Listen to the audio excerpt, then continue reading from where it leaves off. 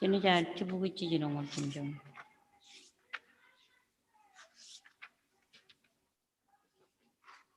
mà là không tự cái gì luôn chú bố cái gì nó một chim chim mua ra cho nên này chỉ tốt cái nào là mình này với cái gì lo chụp bông nên rai này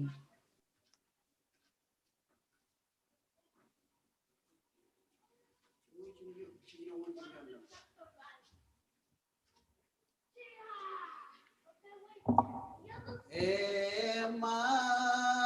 Golderita Puji Giêsu Ngài ni kia mình rốt hào tên Jesus Isai vui siêu Isai vui ra niềm cung Isai vui qua Peripia Indreyo Isle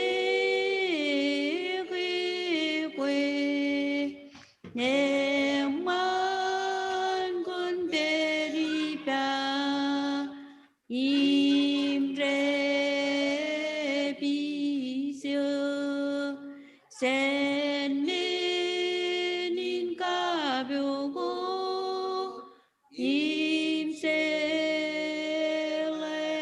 Imselemon Isaigus Isaigus Ranim pong Isaigus Ko Peritayo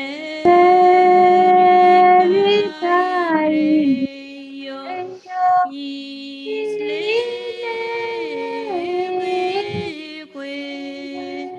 Eman Quanterita Ngelang Ningak Soren Reswato Kekasuryo Isaigus Isaigus Ranipung Isaigus Peritayo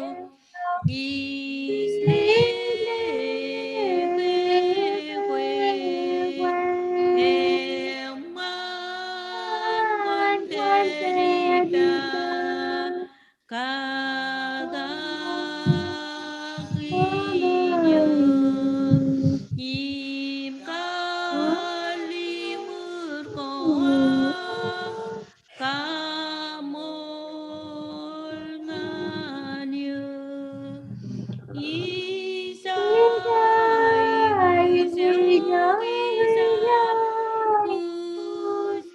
Ranipong Isaigus Ko Peritayo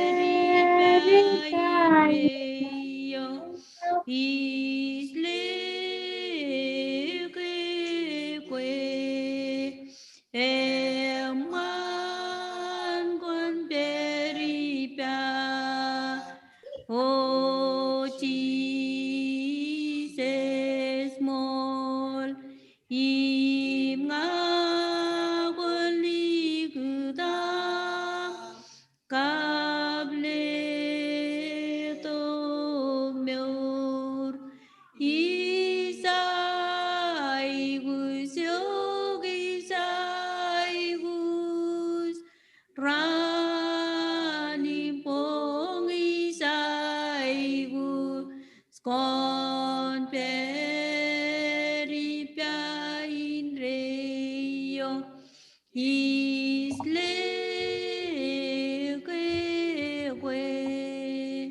Jenechar Ciawan yang lelap cemai menjelang perjuangan kami jelewa yutai cemai gojo jem naparangan yuk Kim kau te juk cuanam kingin miroj kami kamu lelekin join siponin sante yang mana ibu join gam kar korjilok kem kwar rebi jam murum kwar kakaj kwar kajaraman kem pekemin barungun loy merame mai ibu join jewa mulo am ngar rujilok yon menin kaman man ko am ren barungun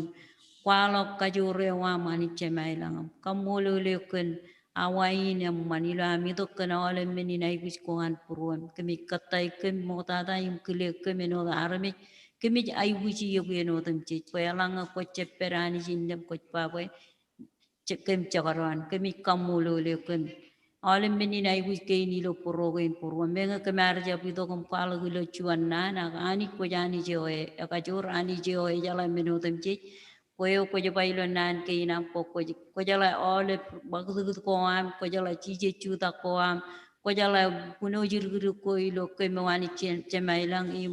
kempan pincak ke me jar mi jiro ke lo ani man me jamu meno tem chijilo me or ke ina ko jala ka gi jena tola ko jala ole abe ngotem chijilo me or ke ina ko jala ole ine pe ata ko an purun ko jala ole panem majano ko ilekken Komelele kan oleh nangan mis koam, elap tata ilo nangan mijin cetop ilo meuranar mis. Kojala kagim kojalo jenak tolak.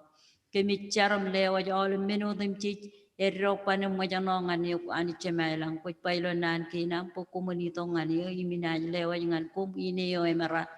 im keminaj lo ainum maneo amani cemailang. Icar kan aram jirinam pokon ionir Imion kana ole menina I wish ke na ko im raberi lo purwer kon kajaram man yerum kalabala tererin ko ai rilo chebero do wai wina ni chemelang kemcak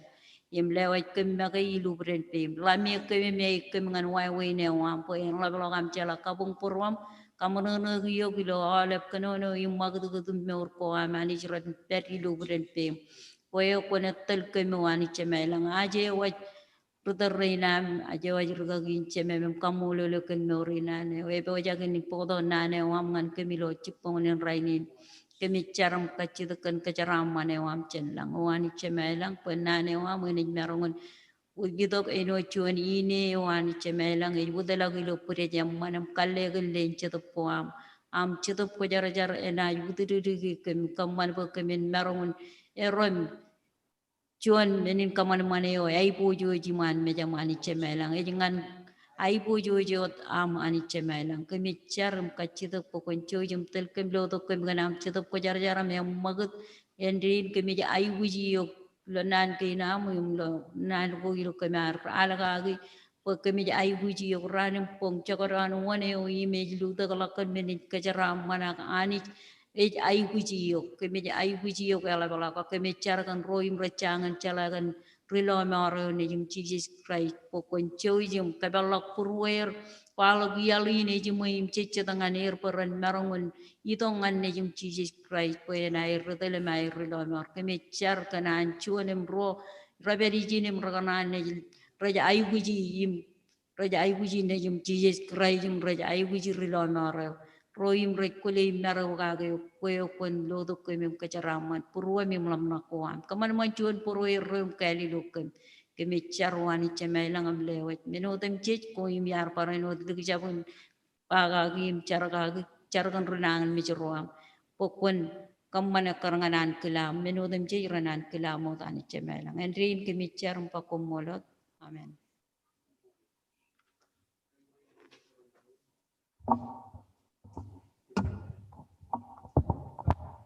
Candela walang kabungan cheese.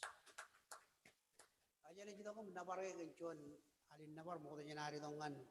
nanawani ro yuro chupon ray malanga ko peri lim tal mo nam kati kambo ko jojum chuda jogo beri kati be jin chuda ko peri al chuda kambo lo lunch ani je chamich ijalai do rani je chamich ijalai do rani je chamich ijalai do riyen chaga ten bunyi ani je chamich Is no Rani sesamis. Is no Rani sesamis. Is no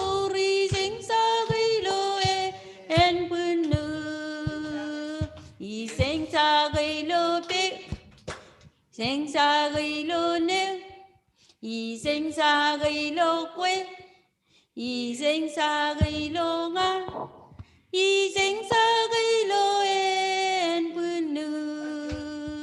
y sinh sa gây lô biết y sinh sa gây lô quê sinh sa gây lô quê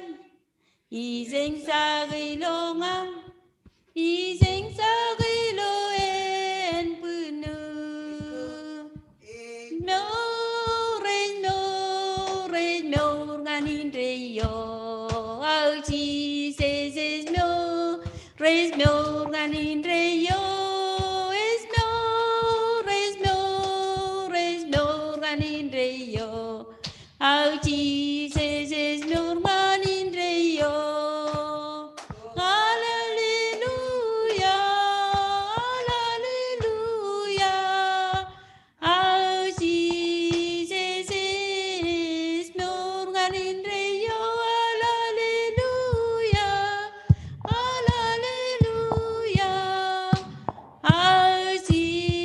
se no ilo e tan chi se e wo ran so i pa ilo e tan Jesus, ilo e tan Jesus, timan ro re nasco, wane o e merung ine wadani, so is kwalokin yakwe oan.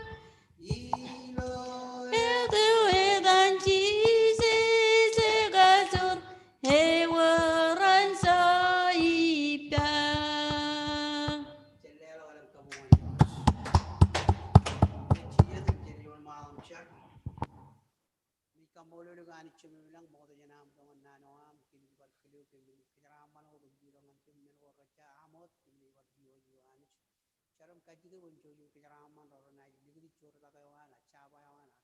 choma tan chulo an ngan ko yiro yan charbala wan kajide tan kijaraman wan ro yu ko yu juda le le biyon imro ro chem barong yiro komalele charam kajide wonjo yu kage ngalir paran barong chara kamali joam barjonale le chodini achkon rai kamol le birodum ji kujiro ngan ki kijaram kijal ab dada ni jim chije jo ba ching do ko ni ngatan ko bedo ko abu ka juju yem kalai chona na kun pode ye ke bidonga na na am roj kajide kwal chona na mun choyu chiling to am chedu ko jari jara bo injon ra yala ngan tumi ka juju na na am kajide won choyu ni won kun rain yul lo jini yer kan chedu am roj e bablo am lo le da ke min marong rong jaga chep dia galo ke min marong rong jaga mi gidilo bor gi nam ruom im kam mana ben wor chigin nani nam le mor gi nam ko ke meram melele ga gi rujan chedu ko jare ke melele ki ro cha burgar jara me chara melen chala lo nyen kan ge nan wan ro marum chebya ro marum chem dukun melele jola li lo rong jagi ag nan wan ro chedu ko jare chije wan rom man ta ga ro jare kam mana ko min marong mele par chonale lo yini leo je bon jo yim chana la ma me gi ko en jo chemi ne ran nani ro ke jara man ga ge jara do de chije ji parana do ge kachi charamba ko mol Jesus Christ ko mol amen right amol nani de chupunin raini moda janar on ma do moda nano anani de chupunin raini nan par chonale kage mi mit ke jo ro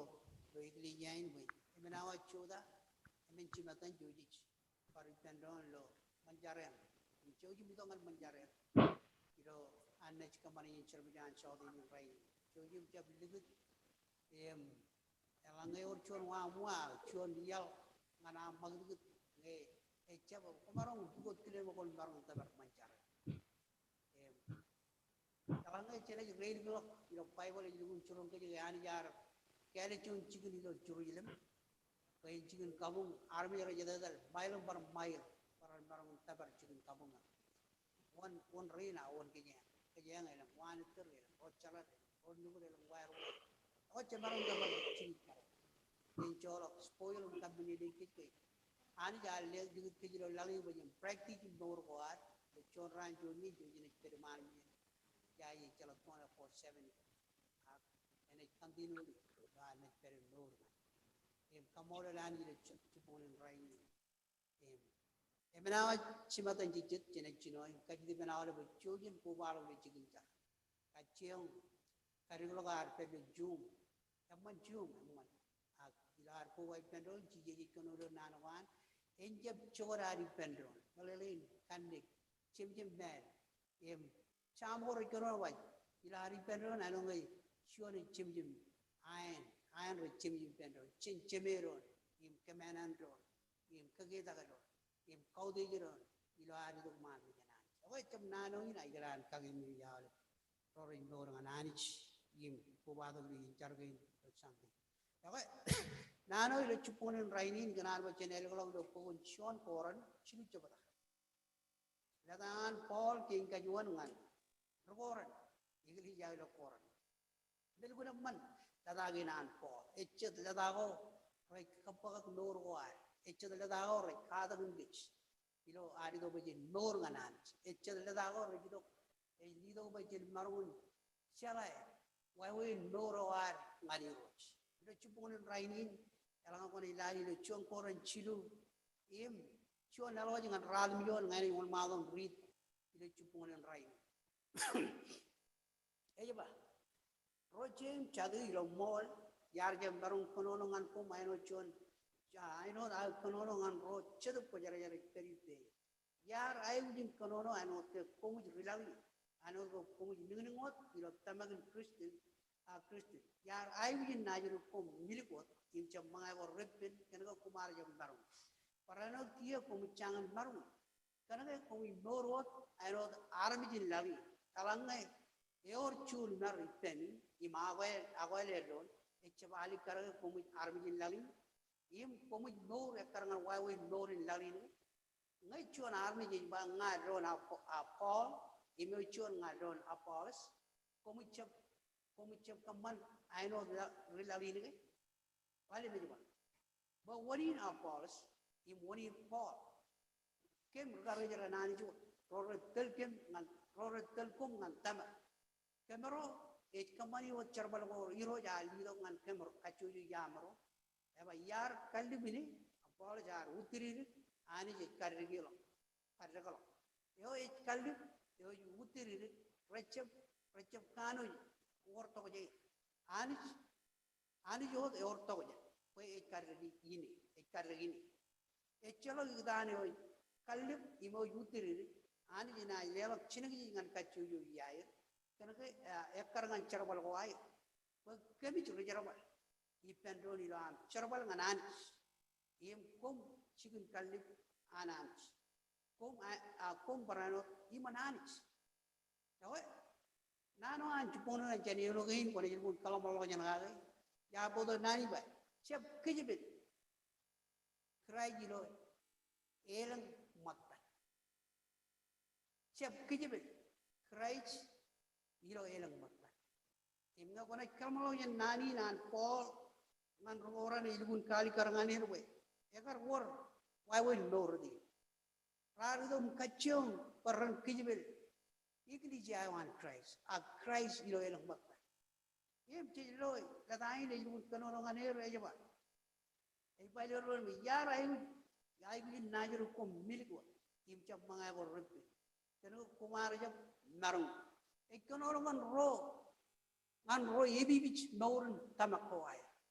ro ninglingo de norun christian way e marong rutto de norun kanni ak ido pochen kalmi jage em relo de mi jin chedu e kono norun chedu wam im norun chedu wa im paul kono choni one ba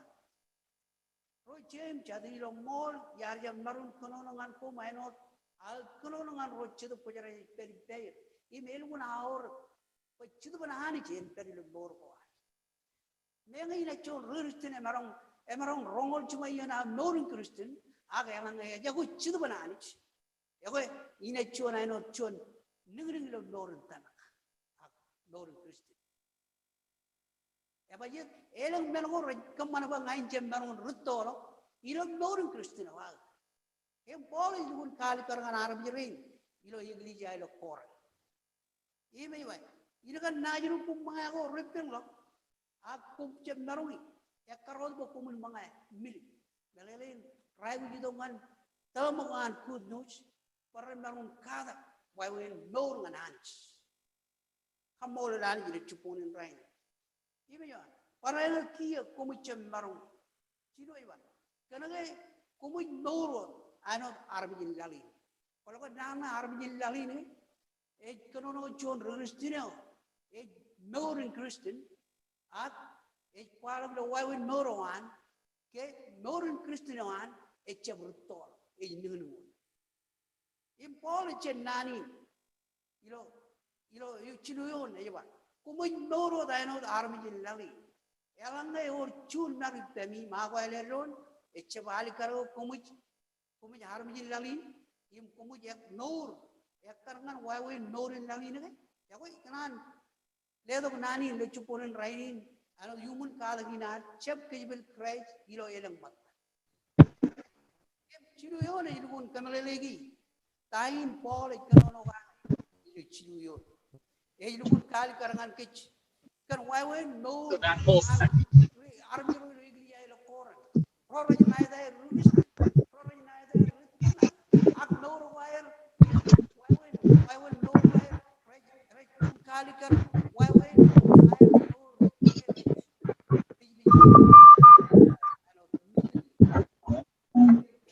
nani ne lugun mana ewa elanga or chul maritan ya chori mene kam mana bay noran Christian wai ren perodi wire ning agaj eche bru tonglo ya bayet kan chul mara bay lu chena kile chena mai lale ma lali no wai ya kali kar wai wenar no nganan namba chon chul mar eju do chen nani telle cholo nani dalin do dale ano chul mar ge dale kia dal eju do kan maror ranana aba lamna ranana ilo kajin peleo ilu kali wa chalas ak chalachi ej belele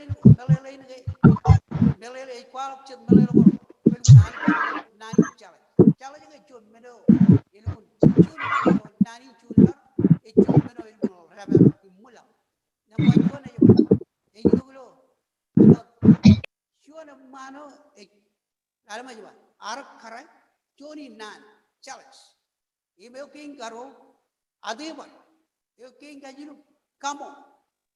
akamno yo king kemen kamo yo king kalim pelin puru ya nani e jiru kalikar wai mini chalaji ilo kajin majal e wala ched mengo me chamar mobile kun belele gagi e ba nampa chon illu e jido got chen chalaji nambaro kamman boy war kui meo king kajulo ba chun mar ngane lo nan chun mar ejido got kan nan gen ro chalaji chun mar chun mero go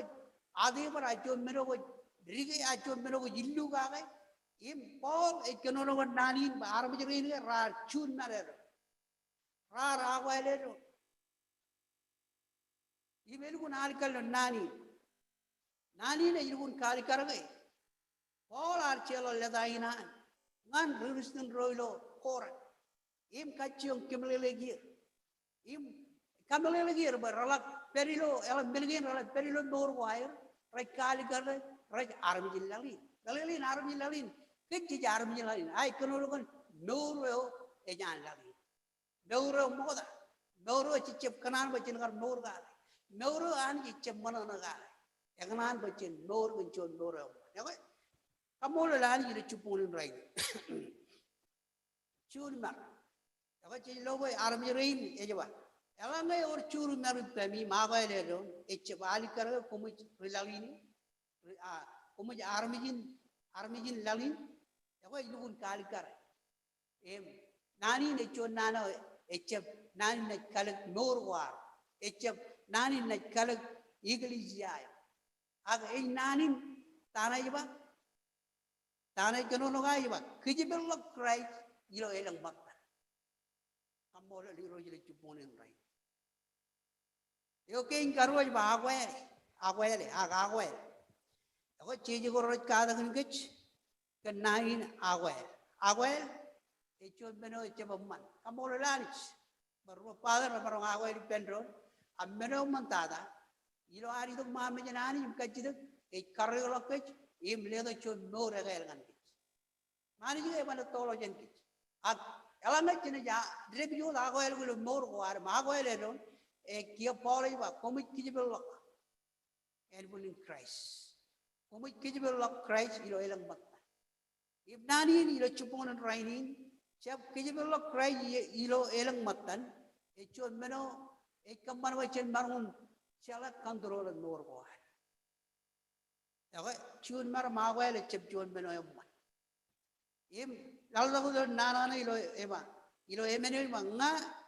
kia pole kemelele gi chola bot pole ilun kemelele kia ilo nan ngai nan ano ele do chon melele ngan arm jero ilo igli ja ilo koran paran marung sagale praba mo ko gatai em pole ilun kanono ilo meneon im kali kalo chon pija nganir kanair chun meneron im hago ele ron pole panganir kan arm jero in rar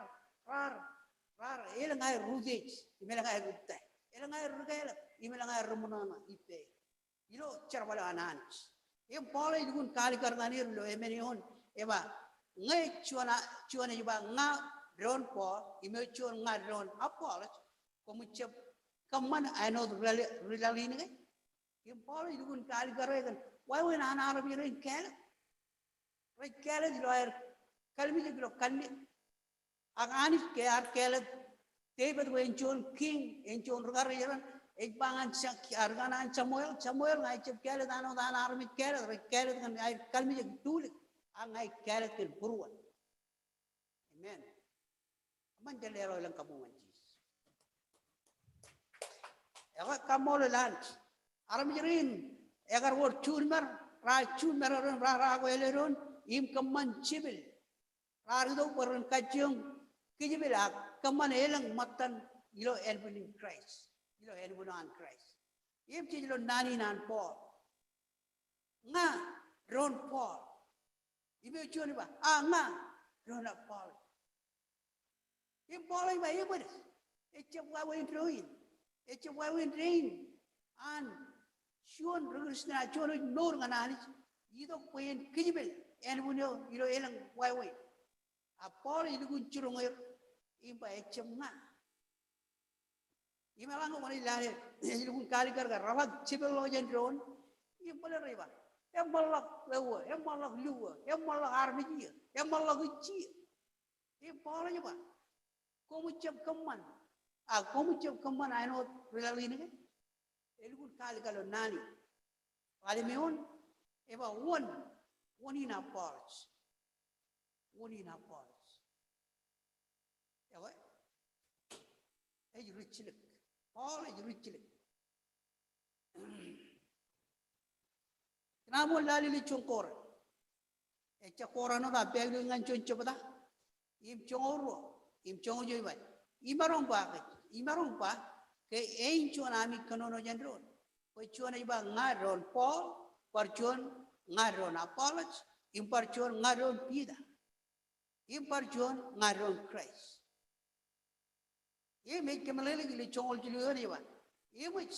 ami kijibel Christ ilo elang bakta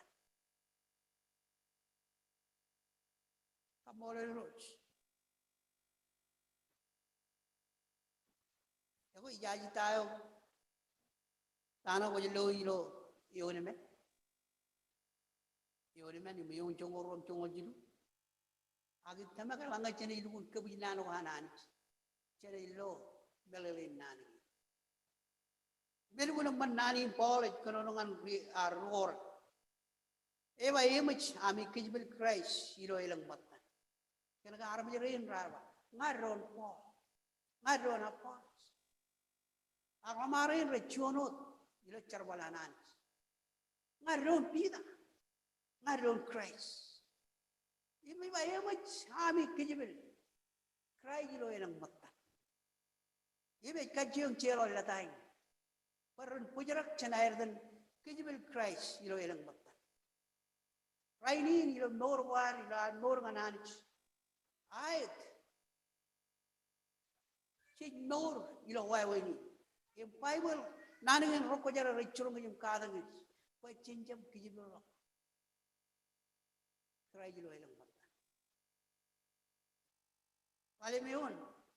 ilo chabda chinu. Eba pa wani college im wani Paul. Kem rogar jara ani jo. Rora telgum ngantama. Kamero kemani o charbalo ko yuroj. Ali dongan kacujo yama. Eba yar kalibini aga Paul yar utiri aga anich karrego. Nani nan Paul ilgun kal kala bai eo jidok wen telegich ilog noron tama. E midok nano nanich wen kadang kich pachen marun erregolo ila nanich karregolo kich. Paul chon yaro chon rojurgal a chon rojutiri. E manich e karregolo noron tama koar nge chalak chun mare ima agwelero.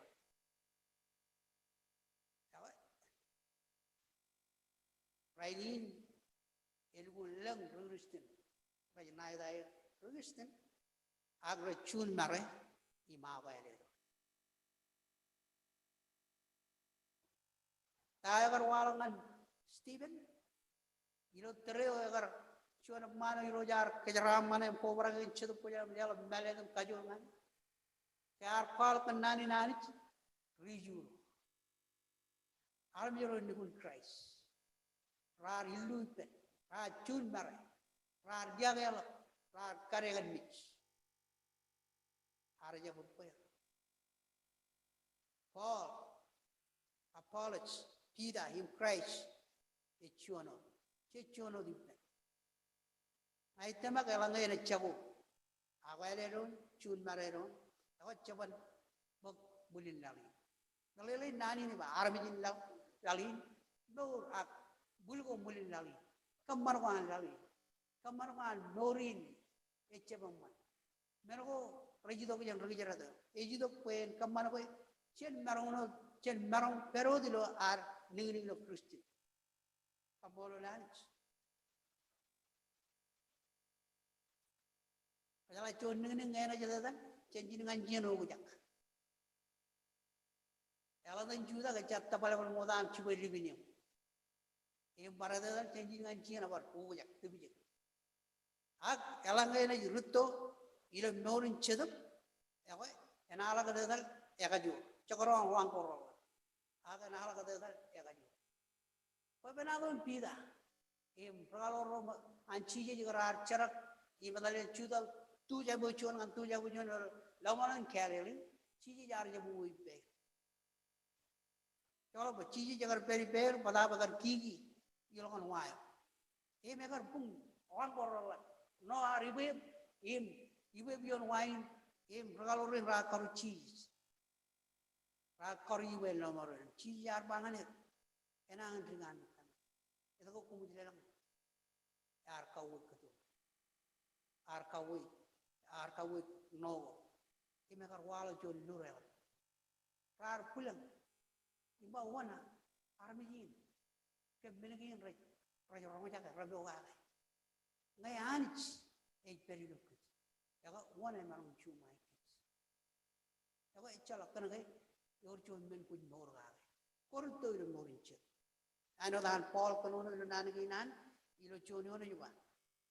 yar je marung konono ngan kom ano al konono ngan ro chedo pujare peri pe em Paul ga lelo nano nganir bor marung chulo pergi churman imawa echet marung recep benin kalik nor go yaga paymanado on kaloro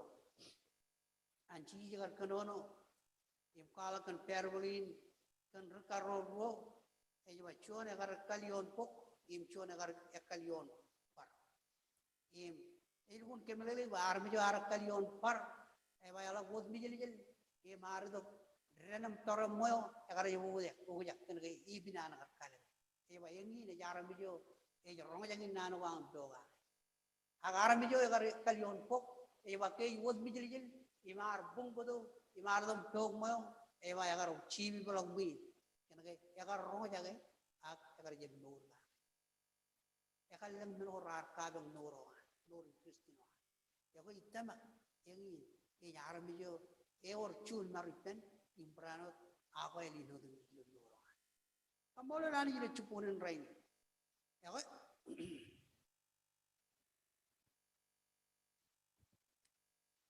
number chun nga Christ ijilonga ya ko iche barainot ana jiba mogoda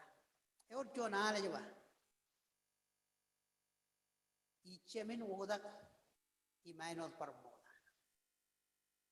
nanin ilguna man nga Christ ijilonga iche min barainot mogoda kalanga kone lari pelo pokon rokoran alim chubada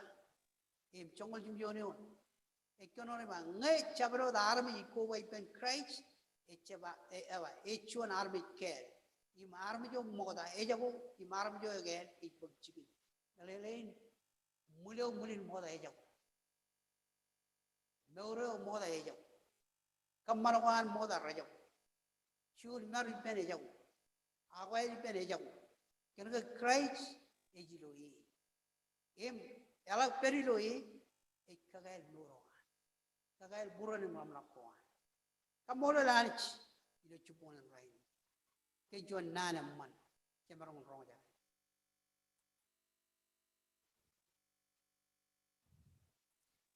em poino ergidada kinan bodangan ke jeng ejwa nga krai jironga imichen lawi lo tidak por agar curung arbiri lo cion koran yang lekun kali kalau nganir ilo cion koran cilu ni waridi dok ilo nana kanan por ngan rokoran ilo kanono ilo cilu welanga ciun mari pemi magwane ron ecce bali karga kumuj armi jillali em kumuj maur karngan muawi maur jillali em por kanono lo nani nan ilo poin ro evanga Christ ilonga imichen lawi dalele ejawar awale ro kamolo di roch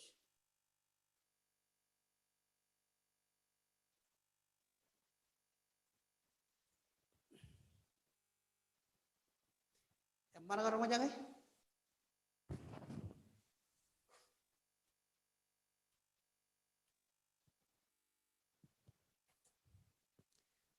kamolo cheese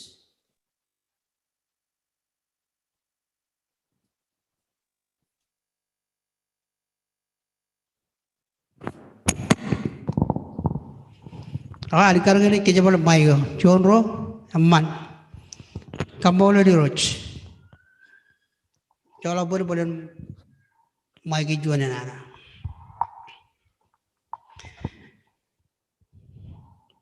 inai barari ki point number chuan nga Christ ijilonga ichepar ainot moda belelein ichep chebalangan moro moda enot yaridi lo chon ka rokoran walim chebadaim chongol jimjonion inai on malam ridi ba ngai chabro army ko wai pen Christ echuan army care belelein army jo moda ejago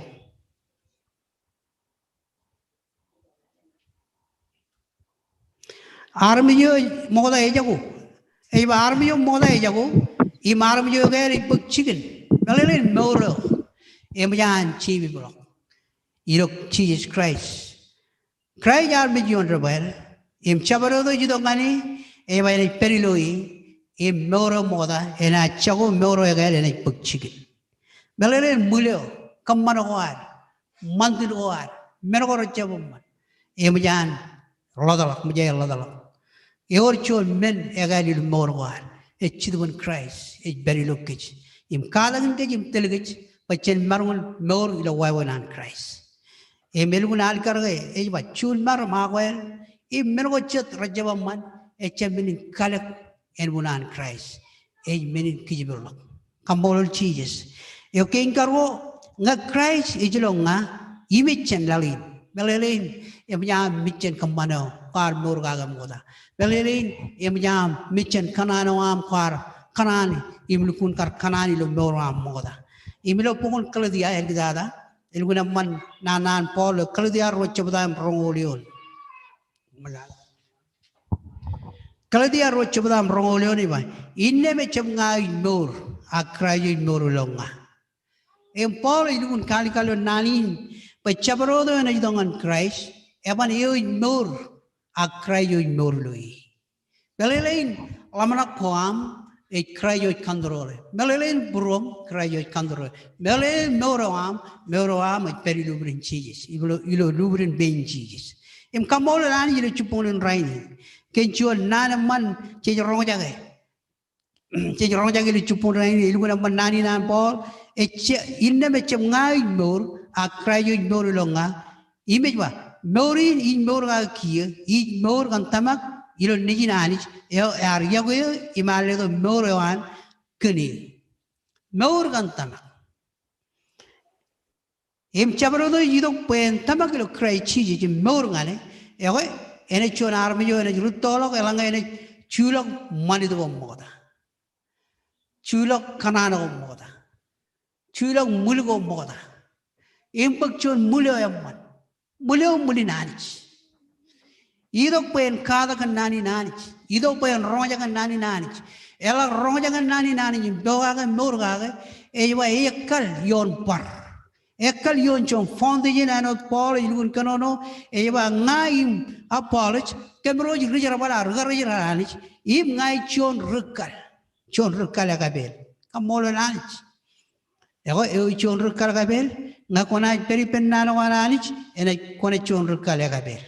ilo mor kristino im kone yerigolo im ko banano chon ning yo yai gujirag milgalibien egalam chubujumania ay rag milgalibien kenage eche rutolo lo nani nanich erutolo mor kanni ak ilo mor chedop e ning ngot e ma go rubiro ekar nganajir ning ak Yengin karano ananich. Pakwim nga kayon rutolok. Im rutolok ang mga minurupin. Nano ananich ngan kajero. Iched mga ngan karutolok morin Kristo ko aro. Pagkajero na inot Christ. Ano nano ananich churong kaj. Pachen marong tabar. Chongawan Christ. Hallelujah. Yaji. Alam manam kalmalaw dyan nanin. Arang na chuponin anan. Kanono inarang. Siyab kajibil Christ. Ilo elang matan. Nani nge chon nano e marun kakil morgoar. Ani wa chabaro na kijibil meno muja ko waigi ena kokure. Ini bar kejamolok nani kanuni nareng ilo chilu chabada in chon koran. Lalu dago ilo chongolion kiye jugun kalikar kan wawen aero Paul Charwal im kariyer nganane Apollos kariyer nganane Paul balas coba. Kom parano di mananich. Kia curong ke reglija. Roret norum rel naida regristin. Ewa kech i mananich. Ani jar kalit kech. Ano kejiga ji mananich. Eo choge kech ilo kenchida boyan. Kom parano di mananich. Alikar mengi minin ledo ko anani ya ledo ngani. Ewa ya cherbala ino rukale gabel im kaman found you Ilnam parchuan armich, eja kalion, akacho jo armich, eja iku tirijek ilo wawenan ekkal. Pa emaja nani ligut cheeses, cried pa ewot ech pound ejene. Ever echelok ijelag. Paul kalikar ngan army rolo koran kay, cry yo the pound ejen. Elanga konen war chebala gilo, chuan chebala chongorom chongojilu, eilur kalikar, pa army rolo rar. Civil, ilo emen kurubo. Chuan iba ngaron Paul, yo chuan iba ngaron Apollos, imagine bangaron pida, imagine bangaron Christ. Imagine kun kali kalau nalginan, eba Christ the foundation. Eba chalong emarong kaman percuan foundation, jongoro cederana kejarwal kol akcelba agaraga ko raurak, ilo air ekal yon foundation. Percederana kejarwal ala agujoj agach, ngarano an Christ walak, eba wawin charbalan kachu. Army jena jalikar. Pekije kan rano na walak, and I qualify wawin charwal an chabro darmich. Kimi mich. Way ilo rano eligdada, and a cherry Christ. Eba kijegin rano eba and a qualok rani negajedo. And I walk wawin charwal an chabro darmich. Eba kijego. And I melchonge im qualak elange minakal anchon army yon found perot im chapul emanaj waran chinigich and I waran chinigich agalange charbalan chabro army and I pull eba charbalan and I chawjane agnaj lomaran army you anodnge egar ribulok im legend kijego kia ilo chongoljiba kum kano chala pok kum tampal ananich im chidwan anich it very lukum nan bujaragin ilo nani nan Paul ilo chongolchino yon agignan kagami mijawar rorech dari lo rumin rorech rongajage lorinar h anocho moro ejakalion found the it cried Jesus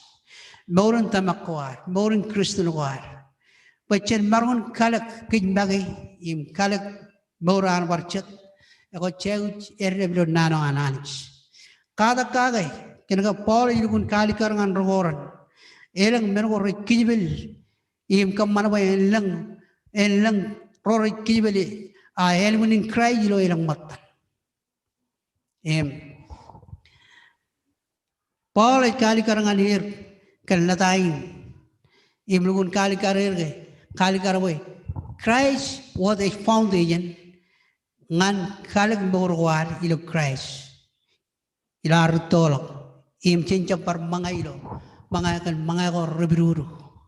Rag miligot. Achen mga ko ralabalok. Im repelok. Ano nano ka nanis ngan borwar. Chuano jito ngan Christ. E yudak. Chanawale man mulgo. Rachapaman. Bulgo me or morag, mulinato, Moro Moda. Ebe Alagdo pen Christ, Eva you army your mother jago, im arm your gay pugchig. Kamola lanich. Loyal Nanagin, Relunaman. Nanagin, Reledo, Melelo Romulalum, Roman and Morguar. Poly would gather in kitch, can Nanagin. Manage, you carry along. Imilo arroja kan nano ani roji pen kacu jo ahor ego ichon ego kalip ime ijok chon imutiri imali chi karrekolog le morgoar o morin Kristen war en errekolog errekolog anu chun wujigeo image kallegan len warman kamolo di roch ego chincha bainot Rolo koran taridum kacung waran kijibilen buning krajiro elang matan. Acheni pendron kenchono men chiji yardong alalin eba ijleo chun kienagal komun yagoeron. Boy yagokum. Em chabarodo yagoeron. Ay yago rochenim chatan. Ag yago rocharan matan. Em yago rujiradrohan. Ejba ej kalak henwanan Christ. Hallelujah. Chenechar, Modajanari, the Wajan Varalagan John Numba, Chenchar, Kemicamolo Lugani Chemelang, Chupon and Rainin,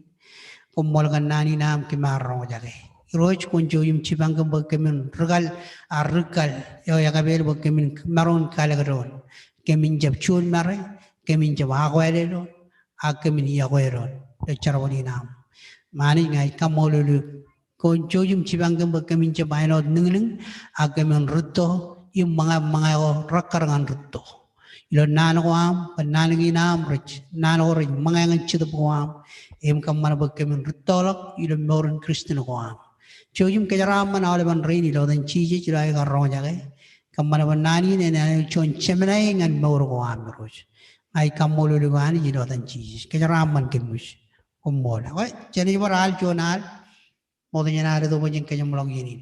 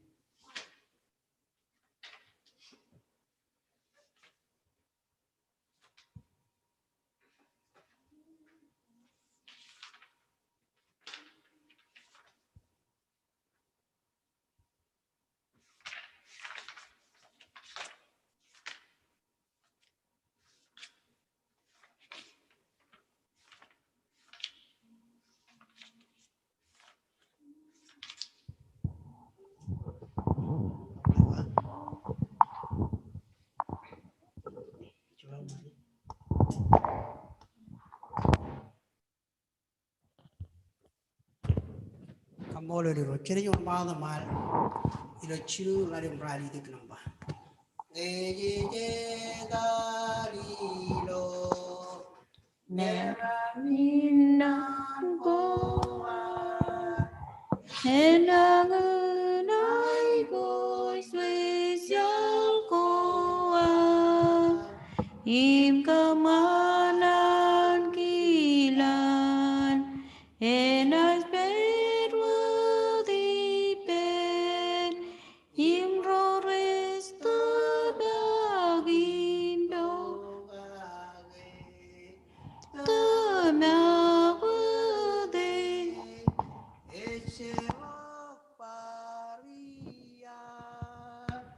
Ilang lehilo si Magimpo kake ser modero. Cariro yung kacili pun cujung dari pem kenyaraman tim cibang tim donana wam embarano ay charang nuran kacuyo armich tim marun pendon do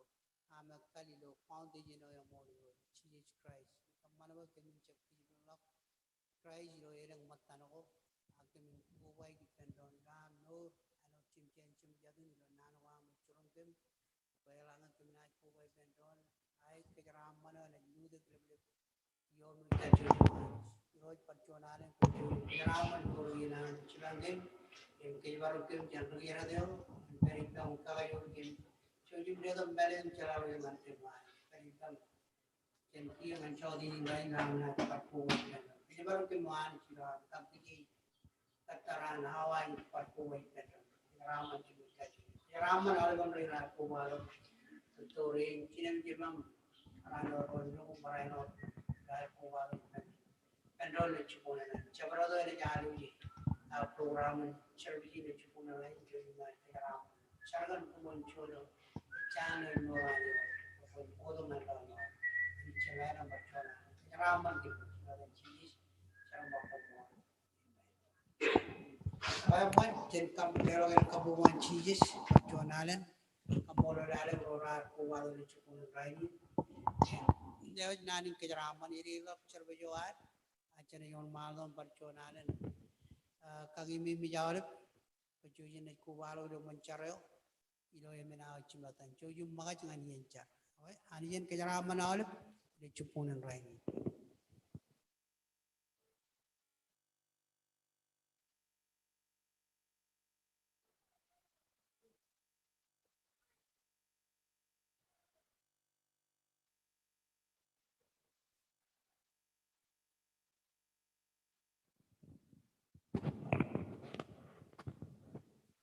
oi man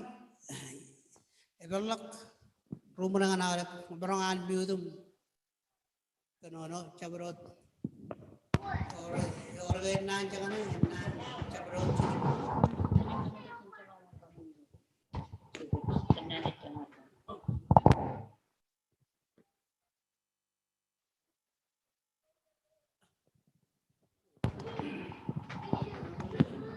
야외 리아메르가